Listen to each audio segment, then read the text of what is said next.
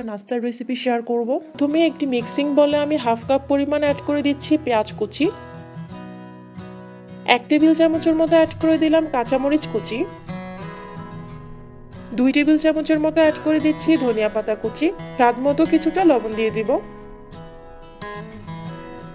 Half চা চামচ add করে দিলাম বেকিং পাউডার, সেই সাথে ময়দা অ্যাড করে দিচ্ছি 4 টেবিল চামচ পরিমাণ।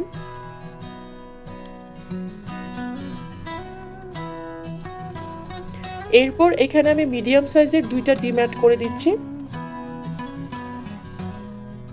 এখন এরকম একটি হ্যান্ড উইক্স দিয়ে আমি সবকিছুকে খুব ভালো করে একটু মিশিয়ে নিব।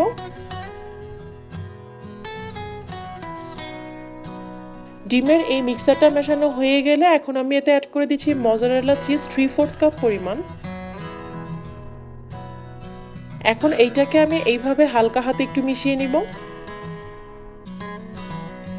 মেশানো হয়ে গিয়েছে, এখন এটাকে আমি একটা সাইডে রেখে দিচ্ছি। এখানে আমি 4 পিস ব্রেড নিয়েছি। একটি ছুরির সাহায্যে ব্রেডগুলোকে আমি এভাবে কেটে নিচ্ছি। এখন তৈরি করে রাখা যে মিক্সারটা ছিল সেখান থেকে আমি 1 টেবিল চামচের মতো এইভাবে অ্যাড করে দিব।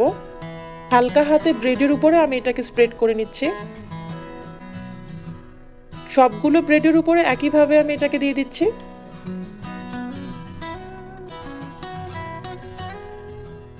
চুলায় আমি পর্যাপ্ত পরিমাণ তেল গরম করে এখন ব্রেডগুলোকে এইভাবে দিয়ে দিব।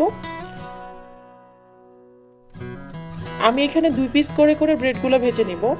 চুলার আঁচটা এই পর্যায়ে মিডিয়ামে আছে।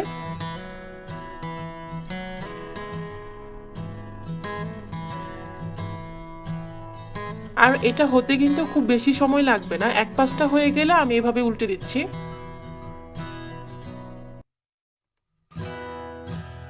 এরকম যখন সুন্দর একটি গোল্ডেন ব্রাউন কালার চলে আসবে তখন আমি এটাকে তেল ঝরিয়ে তুলে নিব।